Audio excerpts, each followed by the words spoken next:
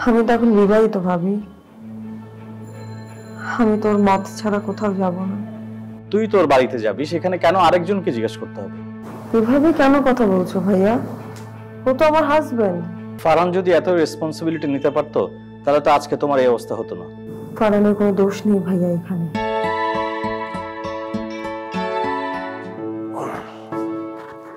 মেঘলা,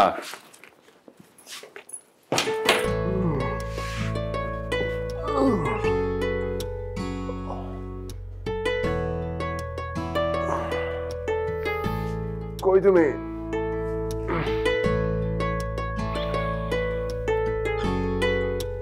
কি হলো, শুয়ে পড়লে কেন? উঠো না। তোমার কি কি কাপড় ধুতে হবে ওগুলো একটু আমাকে দাও তো, আমি ভিজিয়ে রাখি। মানে কি? আমি না তোমাকে বললাম ভারী কাজ না করতে? শোনো, এই সমস্ত নাকামো বাদ দিয়ে যেটা বলছি সেটা করো না প্লিজ। কোথায় রেখেছো কাপড়? মেঘলা, মানে তুমি কি আমার কোনো কথাই শুনবা না? আমি কখন তোমার কোন কথাটা শুনি না বলো তো? হ্যাঁ, আমি তো তোমার সব কথাই শুনি। আর এমন তো না যে আমি শুধু তোমার একার কাপড় ধুবো, আমি তো আমার কাপড়গুলো ধুবো, তাই না? তোমার ধর প্রয়োজনটা কি? আমি তো তোমাকে বললাম যে যা ভারী কাজ আছে সবকিছু আমি অফিস থেকে এসে করে দিব। আর আমি তো জাস্ট আসলাম একটু করতে, আমি নিজেই গোসল করবো, তখন আমি কাপড়গুলো ধুয়ে দিতে পারবো না? তোমার কিছু করতে হবে না, আমি আসছি, দাঁড়াও। তুমি কেন যে এত বোকা আমি না বুঝি না। মাত্র তো 2 মাস, 2 মাসে সব কিছুই করা যায়। আর কয়দিন পরে আসলে ভারী কাজ করা যাবে না, তখন সব কাজ আসলে বন্ধ হয়ে যাবে। আমি খুব সাবধানে কাজ করি, কোনো টেনশন করার দরকার নেই। তোমার কাপড়গুলো নিয়ে আসো, আমি ভিজিয়ে দিচ্ছি। আমার একটা কথাও না তুমি শুনবা না। যেটা বলি তাড়াতাড়ি করো, নিয়ে আসো কাপড়। হ্যাঁ সেটাই, তুমি সবসময় খালি নিজেরটাই বুঝবে।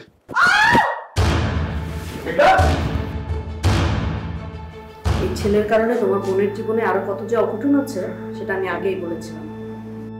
তুমি আমার বোনের সাথে যা খুশি তাই করতে পারো না ফারহান। ভাইয়া, এইসব কথা বলার জন্য এটা কিন্তু ঠিক সময় না। আর আপনাদের বোনের প্রতি আপনাদের যদি এতই দরদ থাকতো আপনারা তো আগেই আসতেন। তুমি কি বলতে চাও? তুমি কি একটা দিনের জন্য আমার বোনকে সুখী করতে পেরেছো? তোমার যদি এতই দায়িত্ব থাকতো তাহলে আজকে আমার বোনের এই অবস্থা কখনোই হতো না। ভাইয়া প্লিজ, এই মুহূর্তে এইভাবে আপনি আমার সঙ্গে কথা বলতে পারেন না। আমি কোনো পরিস্থিতিতেই তোমাদের সাথে কোনো বিষয়ে কথা বলতে চাচ্ছিলাম না। তোমরা তো তোমাদের কোনো রেসপন্সিবিলিটি নিতে পারো নাই। আবেগের বসে যা খুশি যা মনে হয়েছে তোমরা তাই করেছো। ভাইয়া, মেঘলা আমার সাথে সুখেই আছে, বিশ্বাস করেন। কি যে সুখে আছে তার নমুনা তো দেখতেই পাচ্ছি। আশ্চর্য, যেটা হয়েছে সেটাতে মেঘলা বা আমার কারোই হাত নেই। এটা একটা অ্যাক্সিডেন্ট ছিল। দেখো, আমি একটা কথা বলি, তুমি আমার বোনটাকে ডিভোর্স দাও। তুমি কখনোই ওকে সুখী করতে পারবে না, এবং ও তোমার সাথে কখনো সুখেও ছিল না। ভাইয়া, আপনি সব কি বলছেন? আমি যা বলেছি ঠিকই বলেছি। ভাইয়া প্লিজ, আপনাদের দোহাই লাগে, মানে এইসব কথা এখন বাদ দেই। মেঘলাকে সুস্থ হোক। মানে এই মুহূর্তে আমি কি পরিমাণ মানসিক যন্ত্রণার মধ্যে আছে সেটা প্লিজ ভাবুন।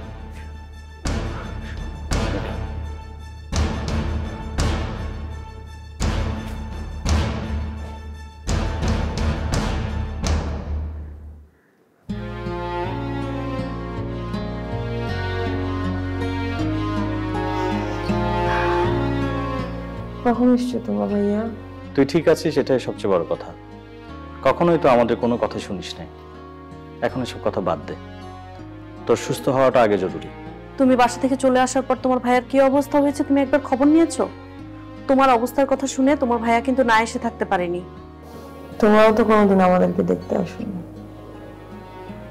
অবশ্য আমার অনেকবার ইচ্ছে হয়েছিল তোমাদেরকে একবার গিয়ে দেখে আসি, কিন্তু পরে বুঝে উঠতে পারছিলাম না যে দেখা হলে আসলে বলবোটা কি। আচ্ছা এখন এসব কথা রাখো, ঘরের মেয়ে ঘরে ফিরে চলো। আমি তো এখন বিবাহিত ভাবি, আমি তোর মত ছাড়া কোথাও যাব না। তুই তোর বাড়িতে যাবি, সেখানে কেন আরেকজনকে জিজ্ঞেস করতে হবে? এভাবে কেন কথা বলছো ভাইয়া? ও তো আমার হাজবেন্ড। তুমি সহজ কথাটা বুঝতে পারছো না মেঘলা। এই অবস্থায় ফারহান তোমাকে সময় দিতে পারবে না। তুমি বাসায় চলো। আর তাছাড়া এই সময়টা খুবই সেনসিটিভ। এই সময় ফারহান কি বুঝবে বলো?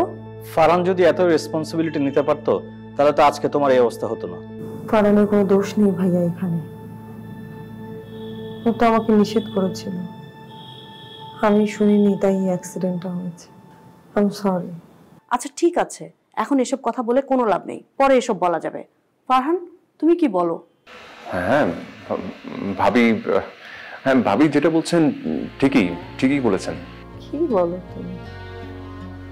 এত কিছু তুমি একা সামলাতে পারবে? এতদিনে তো একা কোনো কিছু করোনি। আমি কি সত্যি সত্যি ওদের সাথে চলে যাব? এই যে ফারহান নিজেও চাচ্ছে তুমি আমাদের সাথে চলো।